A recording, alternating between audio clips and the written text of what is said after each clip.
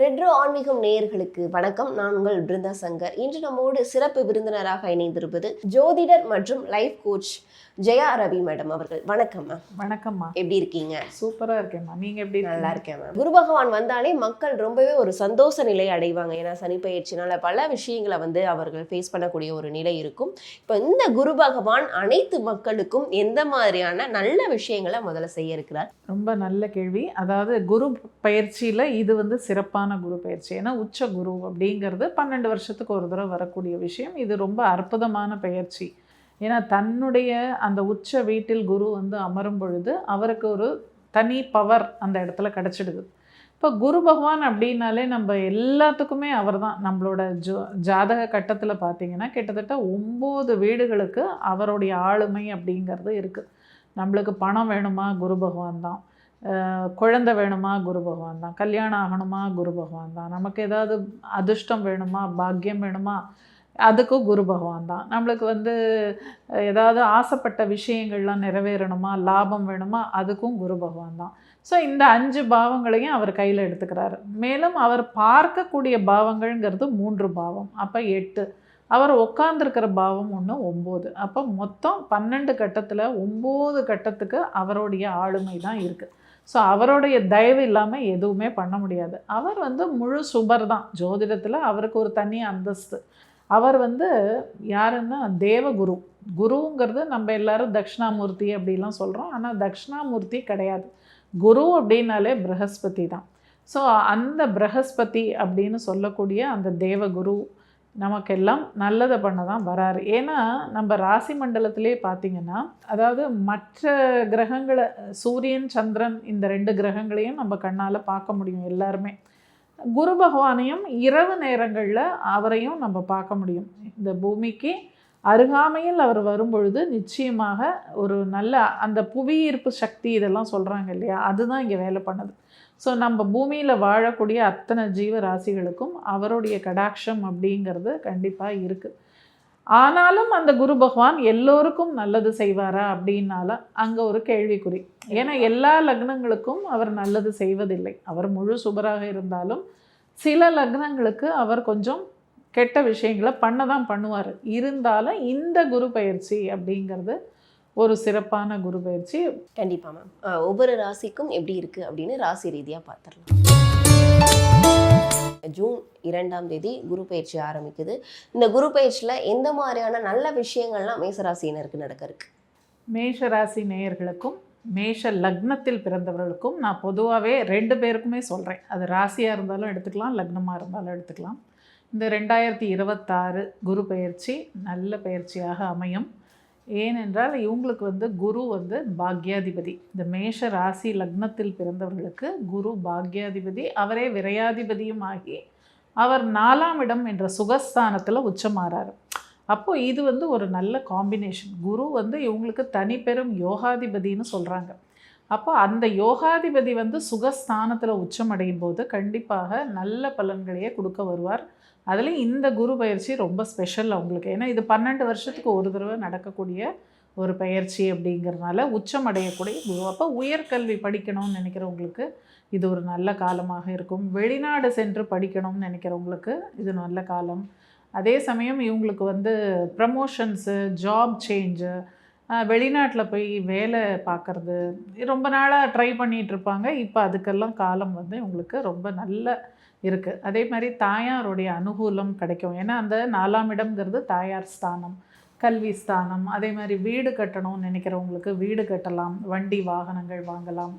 So இது எல்லாமே ரொம்ப சிறப்பாக இருக்குது. மேஷர் லக்னத்துக்கு ராசிக்கு இந்த குரு பயிற்சி நல்ல பயிற்சியாக இருக்கும். படிக்கும் குழந்தைகளுக்கும் நல்ல மதிப்பெண்கள் பெறக்கூடிய காலமாக இருக்கும். வயதானவர்களுக்கும் ரொம்ப உடல்நிலை சரியில்லாமல் இருந்தவங்க, இத்தனை நாளாக ரொம்ப அவஸ்தைப்பட்டுட்டு இருந்தவங்களுக்கு கூட இப்போ ஒரு ரிலீஃப் கிடைக்கும். ஏன்னா இத்தனை நாள் சனி பகவான் 12ல் இருக்கார் இல்லையா, மோட்ச ராசியில்.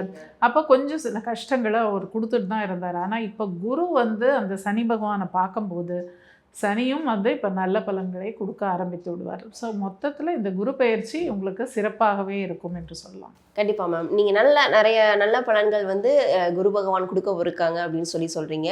இருந்தாலும் 7.5 சனி மேசராசினரை வந்து படுத்தி எடுக்குது அப்படின்னே நம்ம சொல்லலாம். குறிப்பாக உடல்நிலையில பல பிரச்சனைகள் வந்து மேசராசினருக்கு வருது. இதுல இருந்து விலக்கு கிடைக்கிறதுக்கு வாய்ப்பு இருக்குதா? அதாவது இத்தனை நாள் அவங்க கஷ்டப்பட்டது வேற. ஏன்னா சனி வந்து 12ஆம் இடத்துல இருந்து அவங்களுக்கு நிறைய விரயங்களை கொடுத்துட்டு இருந்தார். அதாவது உடல் நலத்தில் ஒரு கஷ்டம், இந்த மாதிரி விஷயங்கள், சில பேருக்கு கடன் தொல்லை, சில பேருக்கு எதிரிகளால் தொல்லை, இது மாதிரிலாம் இருந்துட்டு இருந்தது. இப்போவும் சனி பகவான் அங்கே தான் இருக்கார், இன்னும் நகரில். இருந்தாலும் குரு வந்து அவரை பார்க்கும்போது நிச்சயமாக சனி வந்து நல்ல பலன்களை கொடுக்க ஆரம்பிச்சிடுவார்.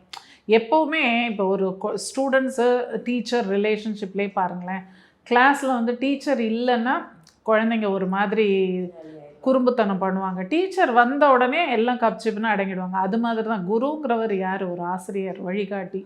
ஸோ அவர் வந்து இந்த சனி பகவானை ஒரு பார்வை பார்க்கும்போது நிச்சயமாக அவர் வந்து கொஞ்சம் நல்ல பலன்களை கொடுக்க ஆரம்பிச்சிடுவார். கண்டிப்பா. இப்போ இந்த வேலை தேடிக்கிட்டு இருக்கிறவங்களுக்கு அப்படின்னா அவங்களுக்குலாம் எப்படி மேம் இருக்கும்? வேலை கிடைக்குமா? நல்ல ஊதியத்துடன் கூடிய வேலைகள் கிடைக்கும்? நிச்சயமாக கிடைக்கும். அதுதான் இப்போ சொன்னேனே, அவர் பாக்யாதிபதி இல்லையா? அவர் வந்து இப்போ சுகஸ்தானத்தில் உச்சமாறாரு. அப்போ ஒரு பாக்கியத்தை அள்ளி கொடுக்கக்கூடிய ஒரு காலமாக இருக்கும். அண்ட் அவருடைய பார்வை, அதை முக்கியமாக நம்ம பார்க்கணும். அவரோட பார்வை அப்படிங்கிறது தான் குரு பார்த்தால் கோடி நன்மை. இது எல்லாருக்கும் தெரிஞ்ச ஒரு விஷயம்தான். அப்போ அவர் பார்க்க போகிறது 8ஆம் பாவம்ங்கிற விருச்சிகத்தை பார்க்க போகிறாரு. 8 அப்படிங்கிறது என்ன? திடீர்னு நடக்கக்கூடிய சம்பவங்கள், எதிர்பாராத சம்பவங்கள், அது மாதிரி விஷயங்கள்லாம் இப்போ நடக்கும். ஸோ அதில் வந்து திடீர்னு நடக்கிற சம்பவங்கள் நல்லதாகவும் இருக்கலாம், கெட்டதாகவும் இருக்கலாம். பட் நம்ம வந்து சில விஷயங்களை நமக்கு சாதகமாக மாற்றிக்கிறதுக்கு சில யுக்திகள்லாம் இருக்குது. இப்போ 8ஆம் பாவத்திற்கு உண்டான அந்த விஷயங்கள் என்ன அப்படின்னா ஆராய்ச்சி, இந்த மாதிரி விஷயங்கள்லாம்.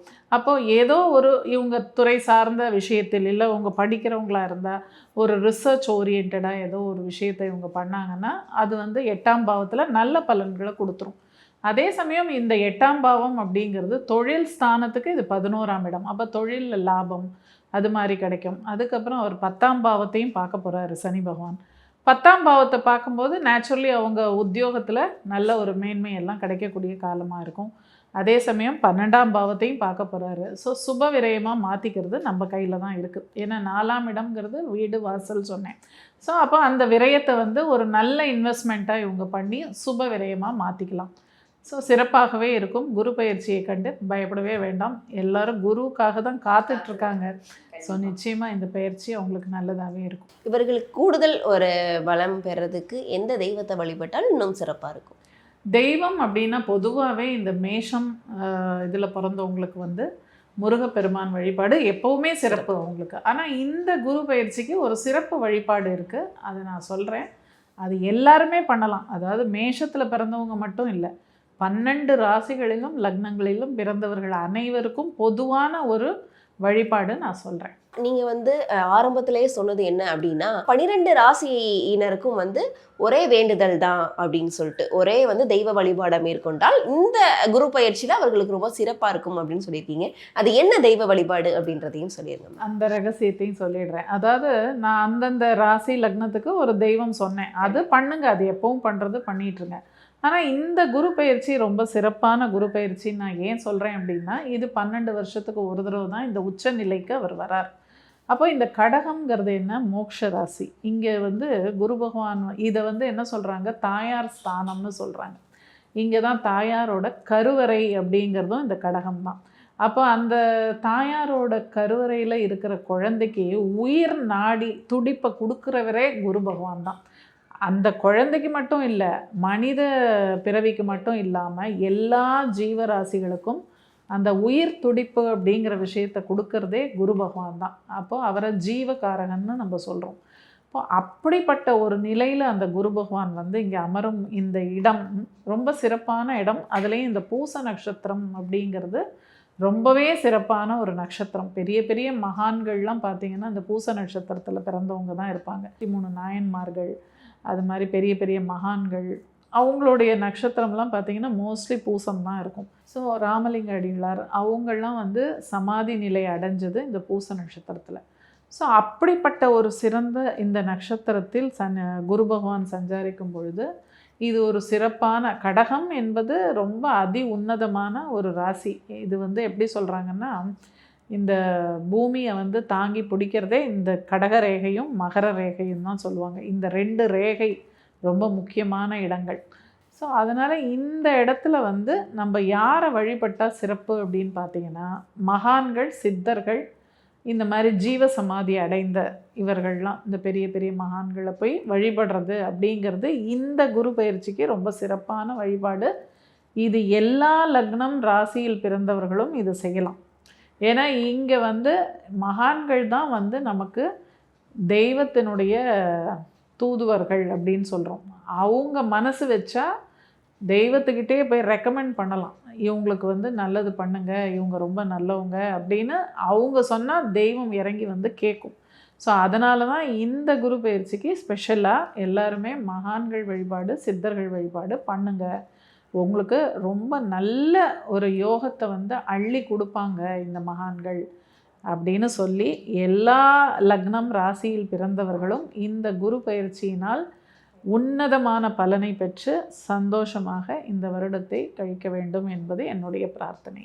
கண்டிப்பாக நீங்கள் சொன்ன மாதிரி எல்லாருக்குமே ரொம்ப நல்லா இருக்கும் அப்படின்னு நம்புவோம். மக்களும் வந்து சிறப்பாக இருப்பாங்க. கண்டிப்பாக இதே மாதிரி வேறொரு பதிவில் உங்களை சந்திக்கலாம். நன்றி, வணக்கம். நன்றி.